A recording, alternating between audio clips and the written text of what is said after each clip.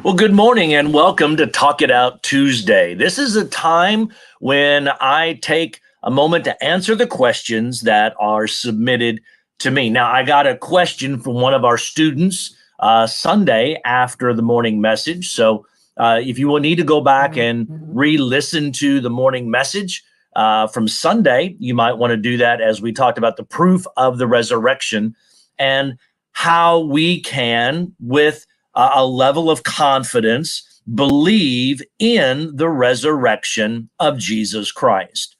And so Madison asked me on Sunday, she said, do you believe that people are not choosing God and faith because they don't know what's coming after death? Now, I thought this was an intriguing question, and I wanted to address that here this morning. First, let's recap a little bit. Now, this question is based on, if we are able to believe things that we have not seen because of eyewitness testimonies and historical documents. If we can believe these things, then what do we do with the afterlife when we don't see that?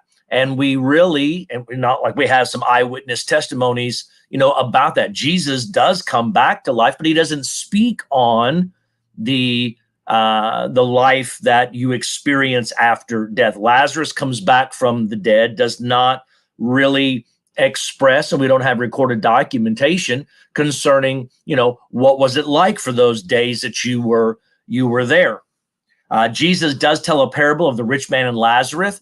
And the point of the parable is not a descriptor of the afterlife. There's a different point to that parable, but you can maybe get some inferences from that situation. So really, when you talk about that, well, you don't. That's the conflict, isn't it? And so the question Madison raises is, do you think people are not choosing God because, they may know some of the historical things, and we have people and documentation that tell us about the past, but we don't have anything like that necessarily for the future, the life after death. What do we do with that? Why? Well, first, let's look at what are some different views of what the afterlife has. This comes from metaphysics. This comes from philosophy, spirituality, different religious groups. I have basically 6 different ways that you can view the afterlife. I'm sure there's 100 of them. I'm going to share 6 with you today because we don't have time for 100, and you're driving or whatever, and you can't write these down anyway. But let's talk about 6 of them. All right. First of all, one is, it comes from Egyptian history, and it's really a journey based on our works during our life. Now, many times the sarcophagus and the pyramids, they would put so many things in, and it was based because you had a journey to take. For many belief structures, there is a journey that you take after death, and that journey can be treacherous, it can be difficult, it can be hard fought. And so you need to be prepared for that. And so oftentimes that they will outfit them in a lot of different things and prepare them. In fact, the Egyptians will believe that if you are not embalmed, you can't even start on this journey. And so the Ka, the Ba, and the Ak is separated, and the Ka and the Ba continue on in a journey, if you will, but not necessarily a destination, just a journey. Now, there is another view, and this is a very common view in the Eastern religions, if you will, and it is this reincarnation based upon the works of your life. Now, sometimes they'll talk about karma. You hear that a lot, and the idea of karma is that your works in this life are weighed and they are balanced. There is good and there is evil. If you do more evil than good, then you will be reincarnated, possibly into a lower state in this world, Or if it's really bad, you will be reincarnated in one of the 7 levels of hell that they have devised. Consequently, if you do things that are, if it's a complete balance, good and evil, you'll be reincarnated to get to try again to reach this state of holiness, sanctification, and nirvana, depending on the religious trend that you're following. And you will go, or you'll go to, if you have more good than bad, but not enough to reach a sense of holiness, then you go to one of the 7 levels of heaven and get to try again. And essentially, this is reincarnation until you're just keep trying until you reach that state of nirvana, and you get to go into a sense of permanence, into an eternity. There's another view that many are holding, and that is this sense of nothing happens. The philosophical term is annihilationism. Basically, nothing happens. When you die, you die. The soul, if they even choose to believe in a soul, which most will not along this philosophical trend, believe that you live once, you die once, and that's the end. They believe there's absolutely nothing. There's just nothing. Everything, you just annihilate. You go to a hole in the ground. There's nothing else. There's nothing to look forward to. There's nothing to earn. There's nothing to work for. There's just nothing. Now, I will say there are some who, many of you would say, oh, okay, so that's an atheist belief. Well, not necessarily. There are those who believe in God, even the God that we might believe in, but they don't believe in a heaven and a hell. And this is where you get into the nuances of things. They believe in God, but they might believe that God spun the world into existence and walked away, and there's really nothing to an afterlife. This is a belief that people have. So there's nothing after this life. If there is a God, there's no point in it because nothing happens after this life. Now, others will believe, and this is a very vague statement, I get it, but others will believe something happens, but we're not sure what it is. Something happens, but we're unsure. So a fifth area is there is a belief in heaven and hell. I mean, there was a 1986 study done where 88% of Americans believed in a heaven and hell, less believed in hell than believed in heaven. This study was redone in 2014, and that number had dropped. Less people believed in the heaven and hell, and even less believed that there is a hell. And I think that is a trend in our own Western culture, specifically, as we want to avoid punishment for any wrongdoing. We desire, this is a topic for a whole nother day, and I may address it another day, but we want to abdicate all responsibilities away. We want to shift the blame to other people, other things, and we want to say, this isn't my fault. Guess what? This isn't new to us. Eve, what did she say? Hey, not my fault. It's this man you gave me. Or it's this serpent that is provided. And Adam's like, no, it's not me. It's, we want to shift the blame, and we do it today. So much so that we don't want to accept any responsibility for this. And so less and less people even believe in a hell. But those who do believe in a heaven and a hell, this version says hell isn't eternal, that there is a point in which you can get out of hell. You either do your time. This is a very corporal punishment. This is a very penitentiary style viewpoint, that your works on this earth, you have earned hell, but once you do your time, whatever that may be, then everybody ends back up in heaven. This is what may be called a universalist perspective, meaning now one flavor of universalism will say everybody goes to heaven because there is no hell. Another flavor of universalism will say we all end up in heaven, though some do have to journey through hell or purgatory to pay off their sins, pay off their debts. And some religions will allow the living to help pay that debt off through prayers and payments. Others will say, no, the individual has to pay off their debt, their payment, by existing in that state for a while. Now, Then we have what is the Christian view. And some would say we have an arrogant view. Some would say that we're overconfident in this, but we'll get to that in a second. Heaven and hell are an eternal destination. That is our belief as Christians. This is based upon what we find in the scriptures, what Jesus himself teaches, that there is a permanent hell and a permanent heaven.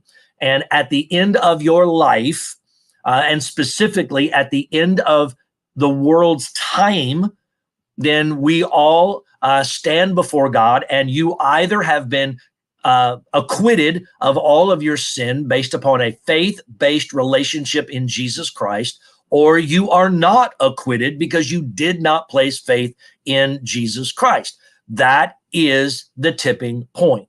If you have made a faith-based decision in Jesus Christ, that he lived a perfect life, he died for what we have done, he was buried, and we believe in the resurrection, this is all done for us to conquer sin and death, then our belief in that allows us forgiveness of the sin, the acquittal of our guilt, and we are allowed into the eternal destination of heaven. Consequently, if you have not believed that, you haven't made a faith decision about that, and you die, you will end up in a permanent destination, an eternal destination of hell. Now, that's very hard for many people today to stomach because they feel that that's not fair. And I look at it and I take the other side of that and go, it wasn't fair that Jesus would die for you, but he did it anyway. If you choose not to believe in that, God has given you every opportunity to do that. God has provided people in your life. God has provided messages in your life. God has provided opportunities in your life, and you have rejected that. And really, this is your decision. God doesn't send people to hell. They choose to go there themselves. Now, they may abdicate their responsibility to make a decision, but that's their choice. So these are some issues. This is where logic versus faith can trip us up many times because logically it doesn't make sense. Okay, if you want to base it on logic and science, we can't prove this, and so this is where the question arises. When we look at the ability to look at eyewitness testimonies and the historical documents concerning the resurrection of Jesus, we can then come to a state of acceptance and proof as far as what historical sources would provide and what people would require. It's proven Jesus came back from the dead. Now, that doesn't mean you have to believe it, okay? It's been proven that 1 + 1 = 2. You don't have to believe it. It's what's been proven. I can also prove to you through mathematical theorems that 1 + 1 can also equal 3. And you don't have to believe that either, but I can prove it mathematically to you. So it still comes down to personal choice. You have a choice to make. And so here's the deal. Yes. At Madison's question, I answer yes. People can shy away from believing and choosing faith in Jesus and the hope of heaven because we really don't have the data to see about this afterlife thing. We're so many. Now, I'm not disrespecting it. There's a lot of beliefs, and we're in the minority of this belief of permanent heaven, permanent hell, no way out. So we're in the minority with that. And so we are ostracized for it or persecuted for it. We are told that we're ignorant and that we're low-minded and we don't have high thinking about it and all these other things. That's fine, but this is our belief. And so, yes, I believe people shy away because they don't know. We can't prove it. So I want to offer this as an opportunity to consider. If we can believe in Jesus based on history. Now, let's just back up a second. Let's get out of the spiritual world for a second that is so controversial to people. If you can believe your great-great-great-grandmother lived, though you weren't there and you didn't see her and you never talked with her, but others did, and they passed that on to you. You can't prove she lived. You can't prove there was any existence prior. You can't prove that. But you believe it because you believe in the people that have told you this. You believe in the relationships of the people who have told you that they existed, though philosophically and existentially, we cannot prove that. We have believed it based upon history. We believe in historical leaders. We believe there was a civil war. We believe that there was these issues, but we weren't there. But we had people who have told people who have told people that were there, and we've chosen to believe and chosen to accept this. And on you can go back into the ancient history. And we have believed and accepted things across history as truth that have far less historical documentation than what Scripture would say. If we can believe that, then it is not a logical big step. It is a small logical step to then move to accept the things that the Bible says. Archaeology has proven the biblical narrative over and over and over again. So here's the deal. If we can believe in the Bible because of the historical documentation, the proof that exists, the eyewitness testimonies, and we can say, I believe that the Bible is there. It's truth. It's been proven. Then the next easy logical step is to believe in what Jesus has said. Jesus has spoken on heaven and hell. We have proof of Paul writing about heaven and hell and what faith means and the need for having faith in the gospel, which means this good news. And the good news is what? That we in our sinful state were anticipating in an eternity absent from God, but we're given the opportunity to be accepted into God's family, acquitted of all of our guilt, and allowed into heaven for an eternity, if you would choose to believe in that.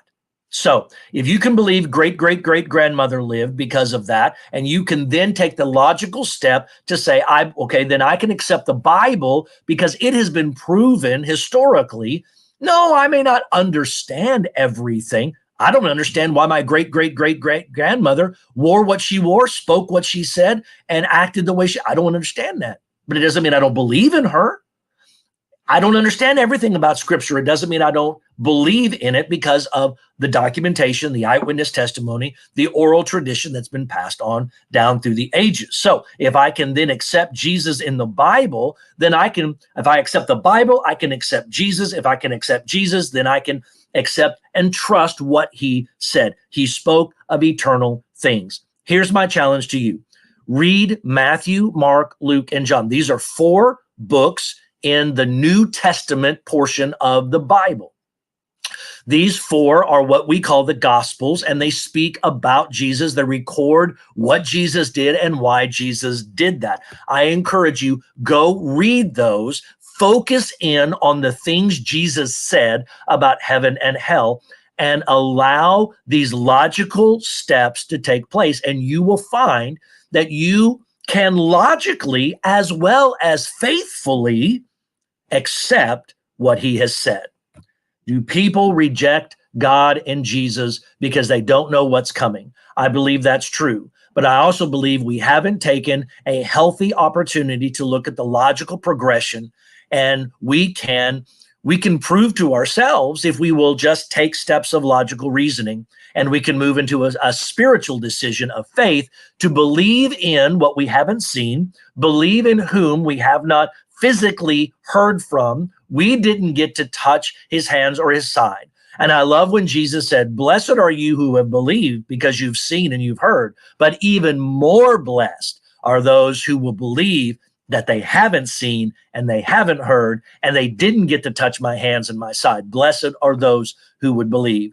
I hope that you and your friends that might be listening to this and questioning the afterlife, maybe even having questions about God and Jesus, would take a moment and consider it logically and allow yourself to move into a state of blessedness by a faithful decision in believing in what Jesus has done.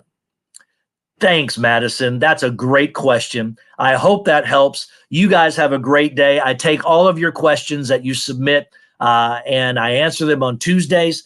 Thank you for that submission. You guys have a great day. Love y'all. and we will look forward to Whiteboard Wednesday tomorrow.